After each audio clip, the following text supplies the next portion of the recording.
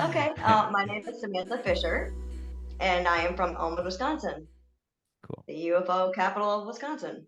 Yeah. I am in the Rock Elm Township, and 470 million years ago, a meteorite hit my area, my direct area that I live in.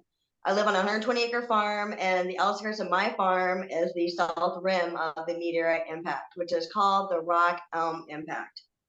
They didn't discover this meteorite until I think 2014, and it was a geologist from the University of River Falls, Bill Cordoa, and he is actually from Puerto Rico.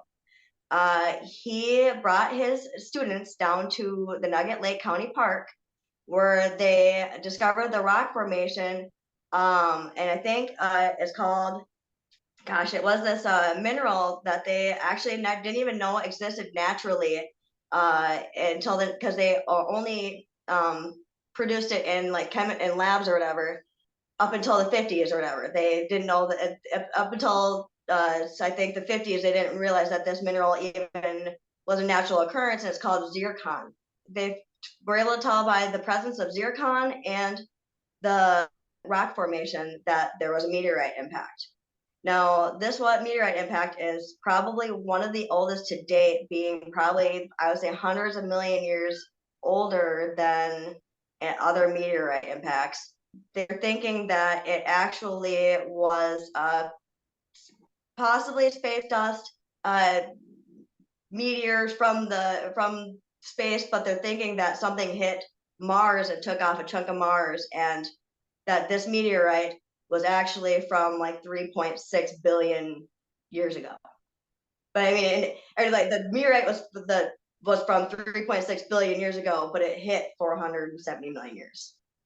So with that being said, Elmwood is the UFO capital of Wisconsin. My area is pretty much one of the biggest hotspots. I live within like a half a mile to a mile of like most of the actual sightings.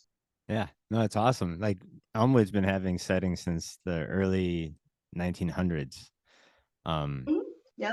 and they've been having parades. They have yearly parades alongside with other two towns that claim to be the UFO capital of the world, even though I think Elmwood is takes the cake with the most sightings. But again, they both all three towns have yearly parades and kind of started this modern day cargo cult to keep up that something Okay. is going up in the sky. It's really amazing. But yeah, that's really cool. Do you attend some of those parades? I do. I Oh, definitely cool. do. I'm way into it. I just the whole experience is quite fun to whether you believe in it or not. I mean, it's out of this world, as they say. Hmm. So yeah, I'm definitely into it. I have a lot of theories on it. My area, so the meteorite was like 4 miles by 4 miles, and I have a lot of like electronic issues. Like I don't have any service, and if anything, like I have a lot of electronics and stuff like go haywire and do weird things. Hmm. I know that our area is rich in iron ore, so I don't know if maybe that has to do with it, but yeah, Was there I have a any lot of issues was that way. was there any extensive mining in that area just because of the Yep. land? Okay. Yes. Spring Valley, Wisconsin, which is the next town over from Elmwood, they kind of really got started because they were mining the iron ore, and they had two major factories that were distributing, or they were mining it, and then they had two factories that were manufacturing it. There we go. That's the right Mhm. word. So yes, there's a lot of mining. There's a lot of cave systems in my area. Obviously, I don't know if you've ever heard of Crystal Cave, and that Crystal Cave is a few miles from Elmwood. I would say 4 miles tops, and it has fossils from the same period as the or time period as the meteorite impact. The little, they call them like trilobites, I think. Like the little ones that kind of look like Mhm. what do you call them? Like the little centipedes almost. Mhm. Yeah. So before the impact, Wisconsin was actually right next to the equator, and we were all water. So once the meteorite hit, it went all the way down to the core and pushed everything out, like all this rock and stuff like that, and actually made land and pushed us that far away from the equator. Shit. Said the impact was like 63,000 miles per hour. So you're saying there's a lot of prehistoric rock that is now laying on top Tons, of the surface now. Huh. tons. I That's couldn't crazy. even. I have, and I should have brought them. I have a lot of different rocks that are just crazy. Like I have neighbors that have caves on their Mhm. property. I found this in my yard. This is, I think, straight copper and Oh wow. a copper nugget, but it weighs like 3 pounds. It's very That's what I say. heavy. It looks it's huge. Um, yeah, yeah. Like I said, it. I think it's just copper, but it is raw. You know, it was not man-made. It was not whatever. This came from the from the ground.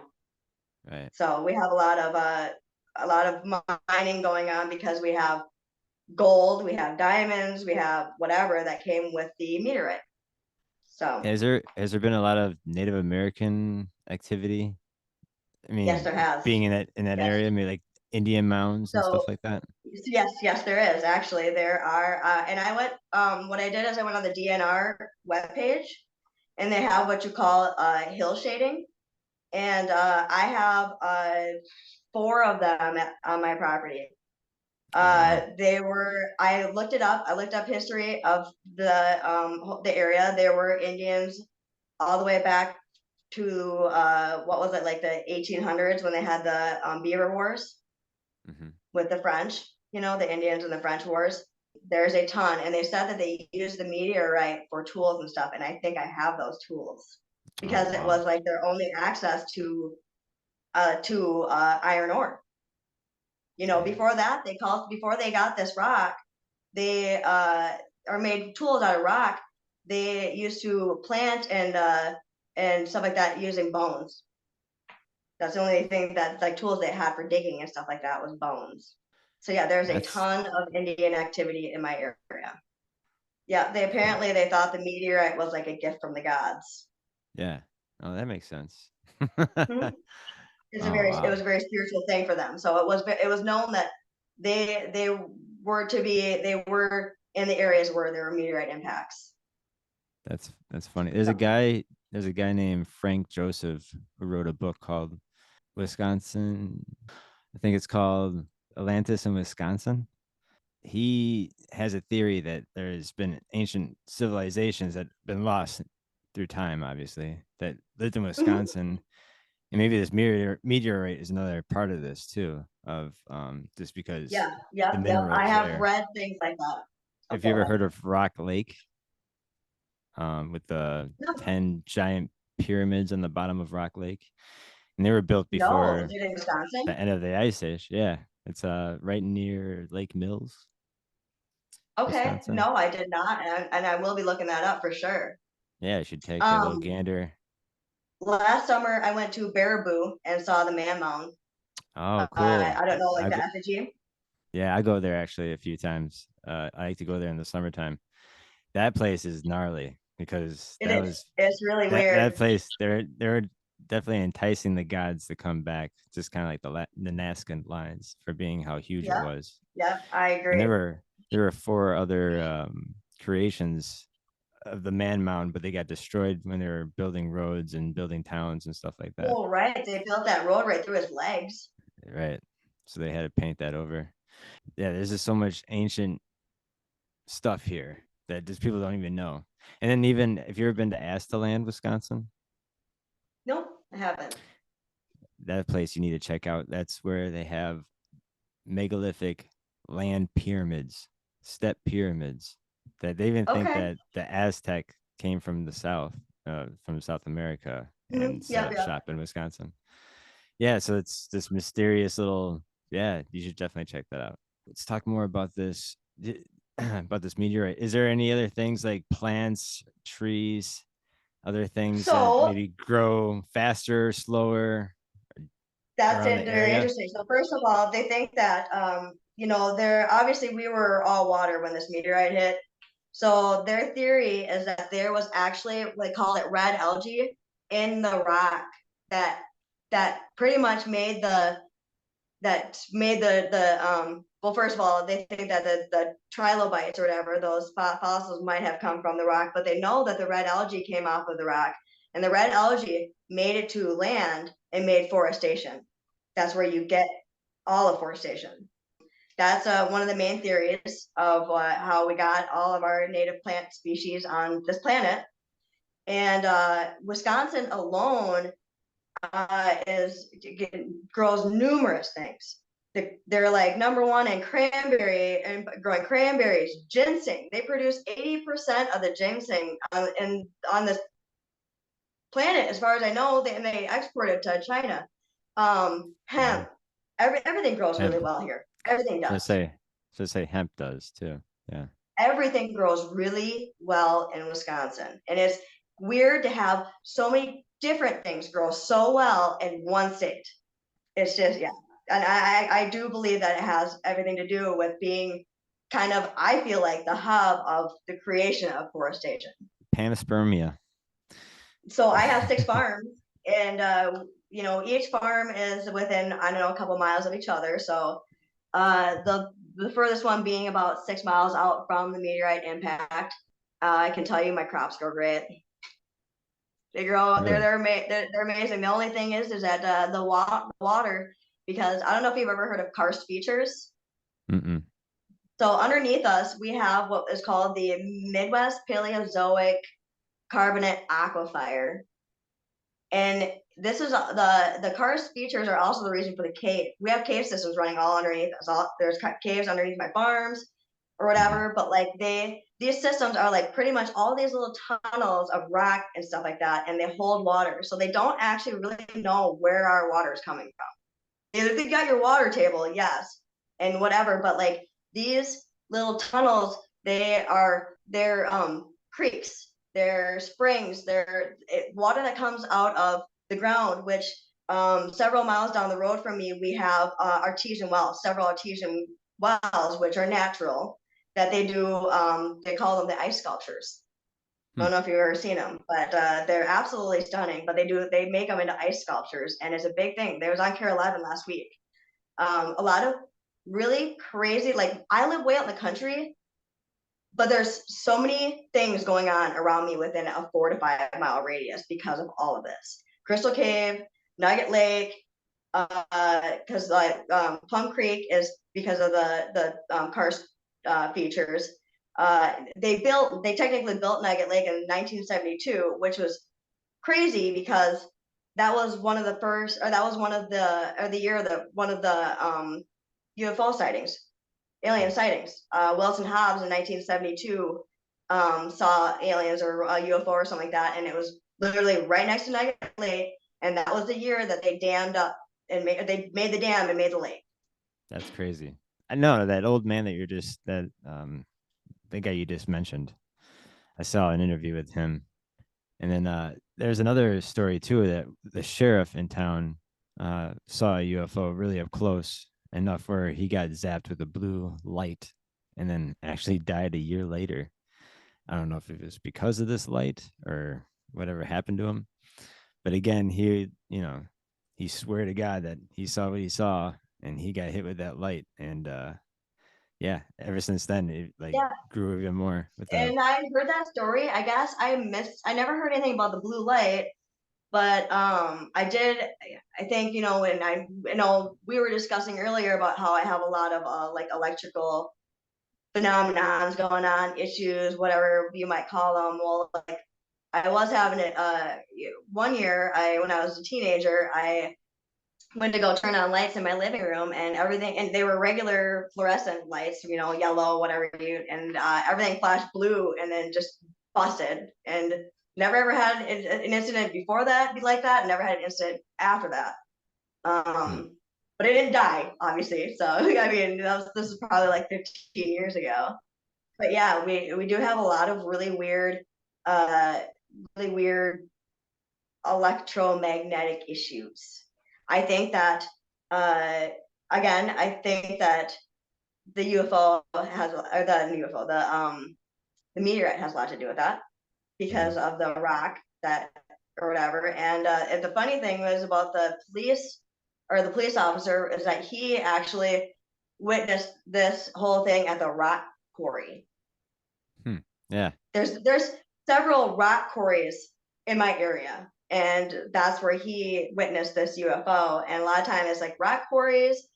Tom Forrester, who now owns Sandbar in Elmwood, he is it's a bar or whatever. He has seen the most UFO sightings, and all of his UFO sightings were like out of a cave or like where there's apparently cave systems and stuff like that, and there was apparently kind of like a cave system that came up on the back of his property, and that's where he saw hundreds of sightings. So like I believe that's all connected. The rock, the landscape, the caves, the whatever rock is in there.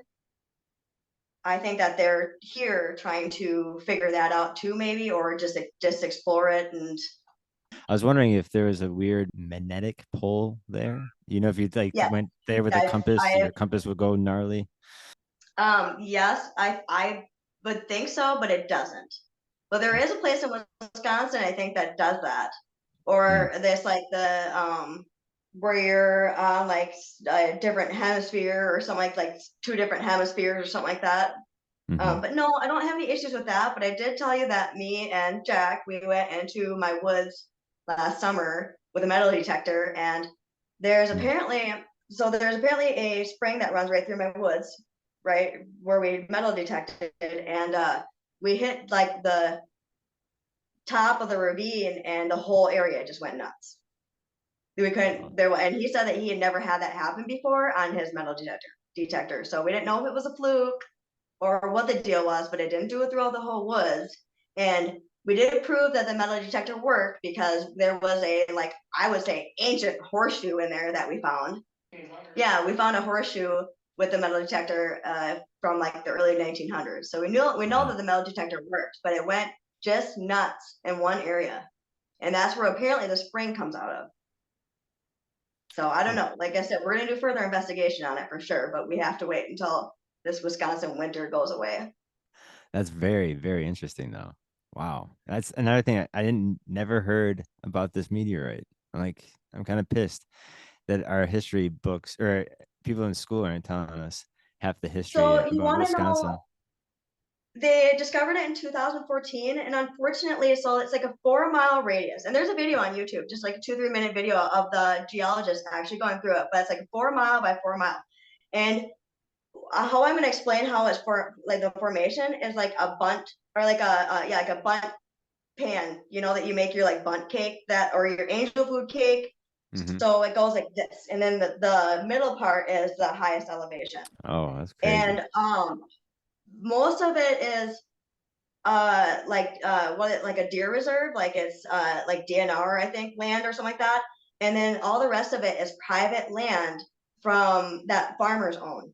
And they're not going to let anybody in there to destroy their land. I'm not destroy it, but to get in there to actually do any type of excavating or anything to whatever. So Nugget Lake is the closest thing that they have, and they can't tear it apart and whatever. So unfortunately, and you can't tell because of all the farming and all the whatever. But so the crazy part is if you go within, I would say, a 5 to 6 mile radius of the meteorite, the only terrain that you can still tell is the cow pastures, and the cow pastures are cool as hell because you can see the rock that got hit so hard that it broke up, and it's almost like I would compare it to like the like if you have books like stacked up, and you have one an inch Huh. further than the other, you know what I'm saying? Yeah, yeah. Like each pasture has that same landscape, and it is so cool. I Wow. don't even know how to explain it without you seeing it, or without, what I'm saying. Like once you know what to look for and you see pictures online and you do your research on this meteorite, it's just one of the coolest things to see. That is really So cool. yeah, You and ever, like I said, it's like hundreds of millions of years older than most of the meteorites. you know what? It kind of reminds me too of talking about the Indian mounds of Serpent Mound in Ohio. That's and that's actually a humongous mountain that you have to actually see from the sky, but it's right on the side of a crater. And it was meant, I guess, symbolize that it was a great UFO battle between the gods. The Indians were Huh. depicting with these mounds and stuff like that. But no, it's really interesting too. It makes you wonder about this crater too, like So why there's so many But the Indian mounds that I found are right on the outside of the crater. Oh, that's awesome. Pretty Okay, much the same that's as what you're explaining. that is So, great. and That's they haven't something. been touched because they were known, and it is somebody's private property, and it's on the outskirts of my property. But when my great uncle was building fence, he found arrowheads and pots of corn in the ground when he was digging, and he immediately Oh, stopped digging because they buried their dead with food for the afterlife, and he uh, immediately stopped digging, and they huh, fenced around it. So it is wow. fenced around and it is not touched. Yeah, because Yeah, I think that there's a federation that goes around collecting all the old mounds that haven't been really um displayed and like protected by a Native American sure, organization that sure. is. No, it's really cool. And there's so many mounds that we just don't know about yet that are still around. Right. Like if you just fly around, I bet you find more that haven't been discovered So yet. unfortunately, through the DNR hill shading page or app that I used, like so they're all along the Mississippi, you know. And Mhm. 35, Highway 35 is they call it the Great River Road. It goes from like Bay City to all the way to like Wabasha. There are several waysides or whatever, in parking lots, or whatever, along 35, and one of them has like I counted like 40 burial mounds that they built over. They just do that. They've been building over burial mounds in the they already not have been they've been there for many years, but they built over them. But you Right. can still see it through the hill shading. You can see mounds, and I counted about 40 mounds in one spot. So there's a Wow. ton. Hmm. No, I find it astonishing though. The fact that the ancient people would even know that was made by a meteorite, right? Like you wouldn't Yeah. come across Well, you come across that millions of years later anyways, it's like something that was brought to my attention uh-huh. a couple days ago that really I never thought about is like, so you have these burial effigy mounds that look like something, right? So the man mounds, right? Is Mhm. the mounds look like a man. When you look up from the sky though, you can't see it from the ground. Well, they didn't have airplanes and they didn't have devices to be up in the sky. So how did they know? Mhm. Yeah.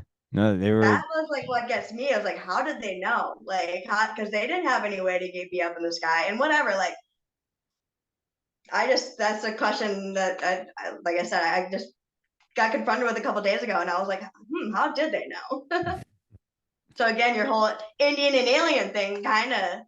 yeah, I feel like Native Americans actually interacted physically with the gods, like Right, that. right. Who were they? Yeah, who were they doing it for?